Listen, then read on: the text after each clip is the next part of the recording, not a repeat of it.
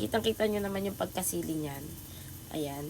Simula nang matikman ko tong deli dried mango na to, hindi na ako nagpapawala nito sa bahay namin. Kasi ito yung favorite kong snacks, lalo na kapag nagbabantay ako dito sa tindahan. Kapag wala kasing bumibili, medyo pag naiinip ako, gusto ko yung may kinukut-kut ako. Kaya, itong deli dried mango, lagi talaga akong meron nito sa bahay. Ayan. Ganyan ang itsura niyan mga mio. Salt and chili itong in-order ko palagi, kasi mahilig ako sa maanghang. Yan, kitang-kita nyo din yung alat niya. Hindi siya masyadong maalat, hindi siya sobra sa asin. Sa sili naman, okay lang din yung anghang niya. Kung mahilig ka sa maanghang, kayang-kaya mo yung anghang niya. Yan. Ang sarap nito mga mi. Pag natikman nyo to, siguradong palagi rin kayo mag-i-stock nito sa bahay nyo. Deli dried mango yan mga mi ha. Hindi siya sobrang alat. Yung hilig sa maanghang, napaka-perfect ng anghang nito. Para sa inyo, yan. Kitang-kita yung sila, di ba? Napakasarap. Kaya kapag nintay nyo, check out na kayo mga mi.